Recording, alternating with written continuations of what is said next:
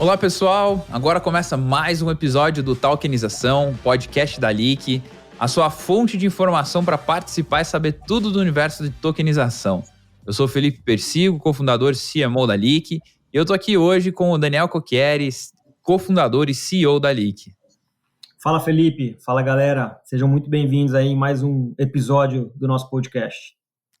Bom, Daniel, esse talvez seja um dos episódios que a galera mais pede, porque tem a ver com a segurança jurídica do token, né? Quando a gente fala de tokenização, essa é uma das perguntas que eu mais respondo. Tá, mas qual que é a segurança de se investir num ativo tokenizado, né? Então, para todos que estão aqui nos ouvindo, hoje vocês vão aprender como que funciona a segurança jurídica dos tokens, como que o regulador tem olhado isso, como que funciona a parte de documentação, tem documentação, não tem documentação, como que a tecnologia consegue garantir, né, essa segurança jurídica.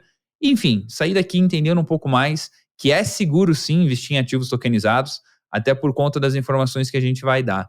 E para começar, Daniel, não posso deixar de começar com uma bela pergunta, como sempre, né? Existem leis no Brasil hoje que falam especificamente de tokens, tokenização ou tokens de alguma forma? Não, Felipe, não temos. A gente está falando de uma tecnologia muito nova, mas aqui vale destacar, né, Felipe, o fato de você tokenizar um ativo, ele não descaracteriza a natureza regulatória, a natureza tributária daquele ativo, né? O token, no final do dia, ele é uma representação digital daquele ativo que foi tokenizado, e aquele ativo ele tem que respeitar toda a parte regulatória dele, toda a parte tributária dele, né? Então, o fato de não ter uma regulamentação hoje clara sobre tokenização não significa que você pode sair tokenizando os ativos de qualquer forma e distribuindo de qualquer forma, né? Então, isso é importante começar já com essa visão aqui de como a gente tem que entender essa parte jurídica. Agora, existe sim hoje no Brasil, por exemplo, um sandbox, né, um ambiente de testes, né, um ambiente controlado da própria CVM para o assunto de blockchain tokenização. Existe um sandbox. O Banco Central também tem um sandbox e alguns estudos internos sobre tokenização em blockchain, né? Tudo em ambiente, quando a gente fala sandbox, né, são ambientes controlados de testes, a qual o regulador tem um controle muito grande, isso não vai ao mercado ainda. Então, a gente pode dizer que não existe lei específica, mas existe um interesse dos reguladores em entender como a tecnologia funciona e qual é o impacto dela no mercado, né? Não, legal. E Daniel, uma pergunta também que eu vou fazendo perguntas que eu tenho certeza que o público vai tendo na cabeça enquanto nos ouve, né? Mas se não tem lei e não é, talvez, regulamentado, tem algum problema em relação a isso, né? Então, a ausência de legislação específica é ruim para o mercado de tokenização ou não? Ou nada impede de que o mercado funcione? Não, eu acho assim, a ausência de regulação específica, ela atrapalha um pouquinho o crescimento desse mercado. Então, assim, não é algo positivo, né? Porque quando a regra do jogo não está clara, para quem quer empreender nesse mercado, você sempre tem aqui, né, Felipe, dois pontos positivos, né? Tem ponto positivo e negativo. A falta de regulamentação muitas vezes permite você atuar numa zona cinzenta e acelerar o teu negócio naquele ambiente que não está claro, né?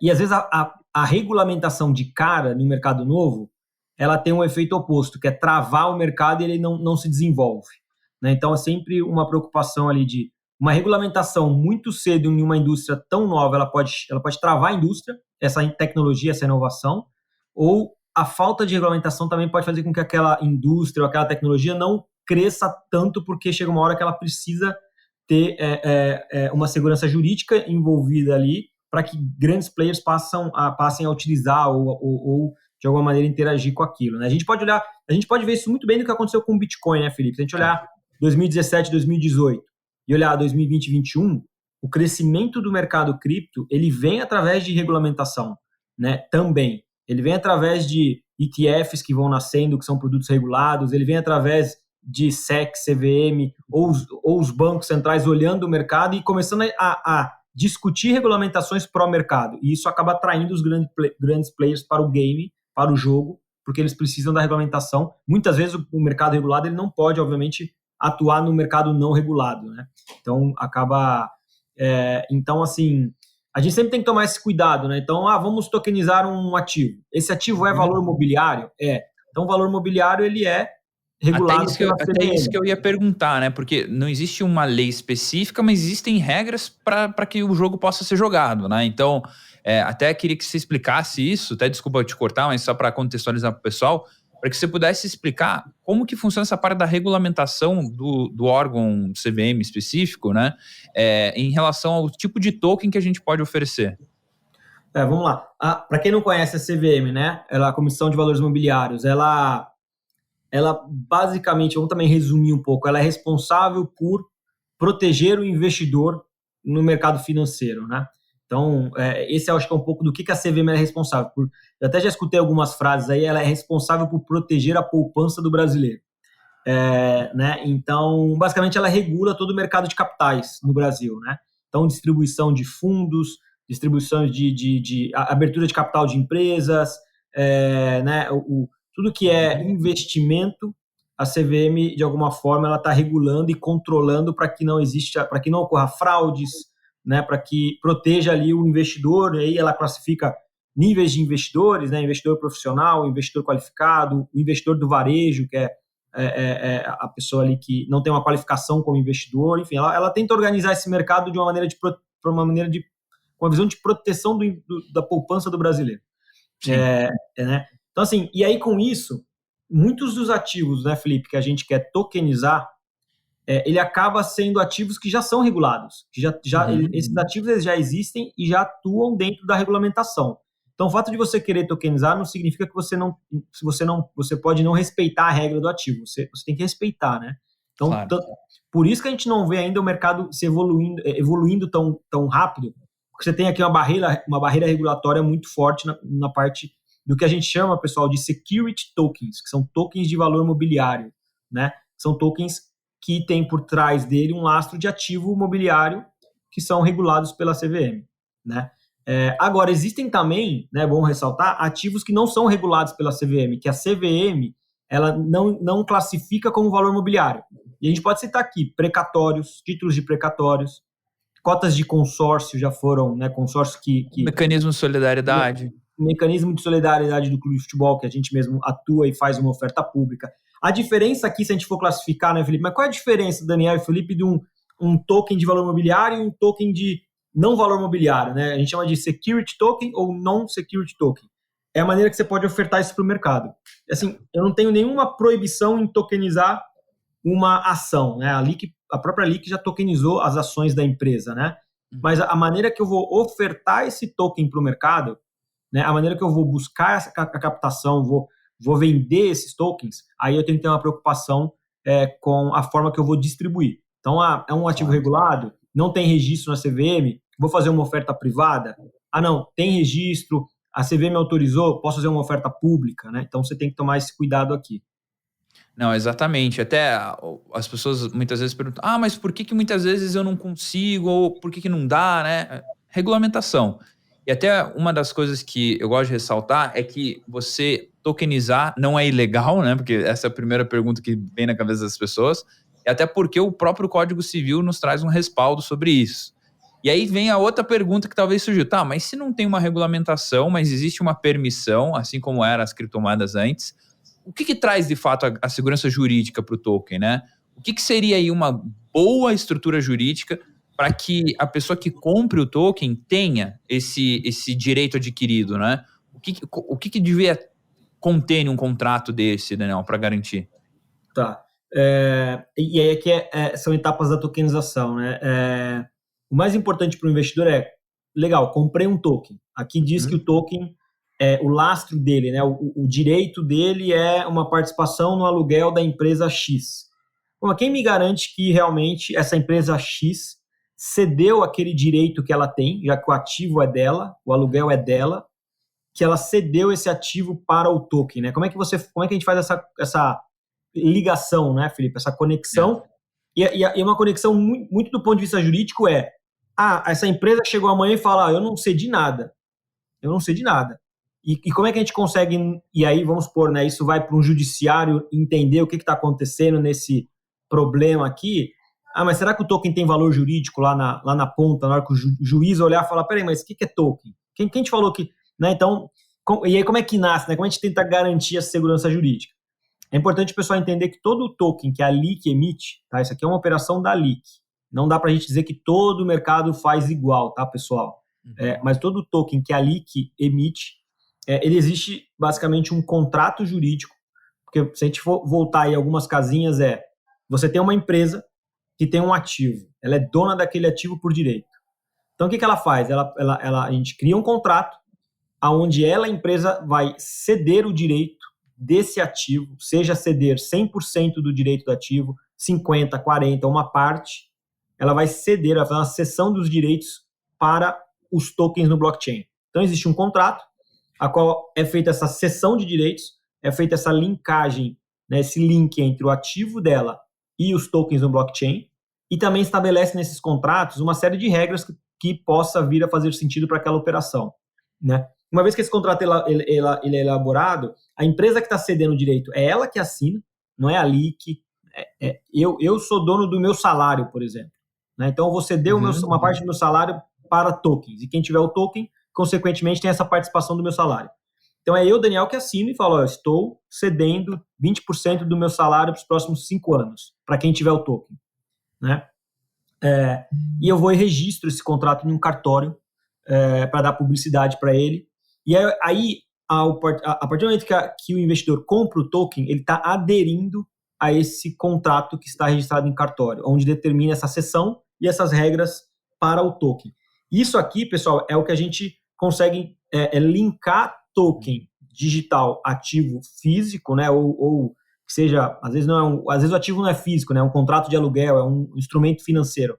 A gente consegue linkar para que, havendo algum problema entre dono do token e o dono do ativo, juridicamente você possa ter a justiça entendendo o que aconteceu e obviamente, protegendo os direitos dos investidores que compraram aquele token, né? Então, é mais ou menos dessa forma, resumindo, que a gente consegue linkar e dar uma segurança jurídica para o ativo. Isso aqui é o processo de emissão, né? Sim. A gente começou falando de distribuição, né?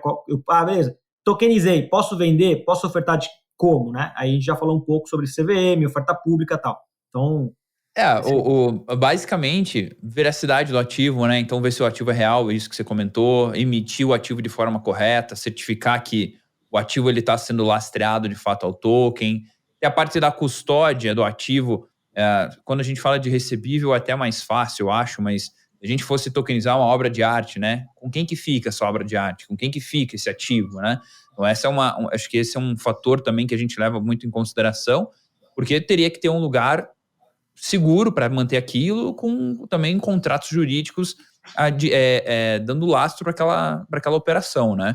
Então, se eu fosse resumir, eu colocaria que o contrato ele deve ter os detalhamentos dos direitos também do detentor do token. Então, o que o detentor do token tem, qual que é a relação jurídica que esses investidores têm com a pessoa, com o emissor do token, qual é a regra caso... a gente tokenizou um recebível, amanhã o cara deu default. Qual que é a segurança que o investidor tem, né? Hoje a gente tem diversas seguranças jurídicas e garantias em algumas operações, então a pessoa teria uma garantia em relação àquilo, né? E Daniel, falando de legislação, segurança jurídica, o que você acredita que pode ser o futuro da legislação no sentido da própria tokenização ou até mesmo para os ativos tokenizados? Você acha que a gente venha a ter aí mais para frente uma intervenção do órgão regulador no bom sentido ou no mau sentido? Eu acho que a gente vai ter uma intervenção, mas no bom sentido. Assim, o regulador ele já está predisposto a entender a tecnologia, né, Felipe? Então, se a gente dá uma breve análise aqui no mercado, a gente tem a CVM com sandbox. Então, ela já está olhando, ela já está entendendo o uso da tecnologia, ela já está... Porque o que o regulador quer? Né? Ele quer a segurança que aquilo ou que aquela tecnologia não vá prejudicar o mercado, seja o investidor, seja os emissores de ativos, enfim. Então, ela quer uma segurança. E para ela ter essa segurança, ela precisa entender. E é muito bom esse sandbox, porque ela começa a pisar e a entender como funciona sem colocar o mercado em risco primeiro, né? Claro. Se a gente pegar a normativa de crowdfunding, para quem acompanha os crowdfundings, as empresas, né, eles nasceram quase assim também, não existia uma normativa, e aí foi se construindo ali alguns cases de crowdfunding, a CVM foi monitorando, entendendo, depois criou uma normativa para o mercado, que é a normativa 588 da CVM. Então, eu acho que vai sim haver aí eu não sei dizer se vai ser uma normativa específica ou não, mas eu acredito que a tokenização, sim, ela vai ter o regulador, de alguma maneira, interagindo com isso. Se a gente for para o Banco Central, né, que é um outro regulador, ele já vem falando algumas vezes em permitir com que os bancos emitam tokens de reais para que esses tokens possam interagir com outros tokens do blockchain. Então, assim, você vê a própria agenda do Banco Central está super proativa em cima desse assunto.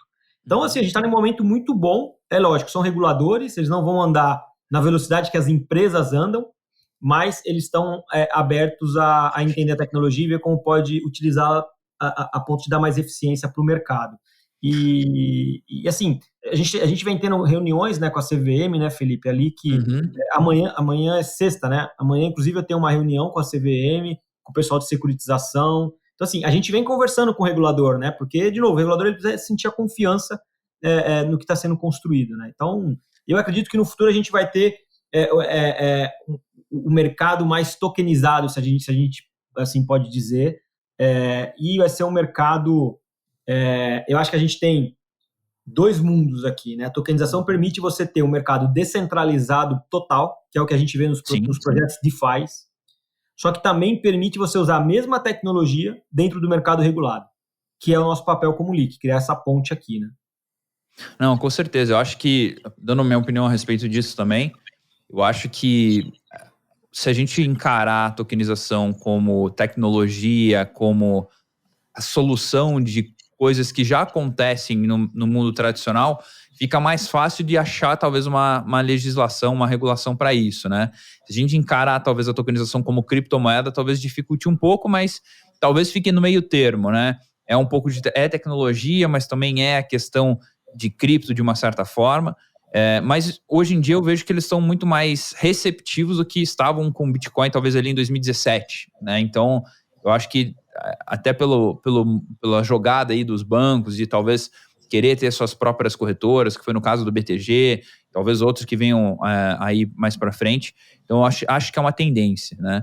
E pessoal, até para quem nos acompanhou até o final, queria agradecer por vocês terem ficado até aqui. Espero que tenha conseguido elucidar um pouquinho aí de como funciona a segurança jurídica de um token, quais são as nossas opiniões em relação às regulações que vão vir ou que já estão acontecendo de uma certa forma, né?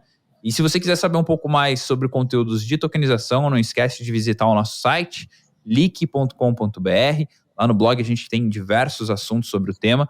E, Daniel, no próximo episódio a gente vai falar aonde que ficam armazenados esses tokens, né? Fica no blockchain, fica numa carteira, como o pessoal gosta de falar, né? Fica no pendrive, aonde será que fica, né? Então, acho que vai ser bem legal para que a galera possa descobrir aonde que esses ativos ficam. Então, pessoal, espero vocês no próximo episódio. Com certeza o Daniel vai estar conosco também. E vamos ver se a gente não traz um convidado dessa vez, né? É isso aí, Felipe. A gente se vê no próximo episódio aí, pessoal. Um abraço.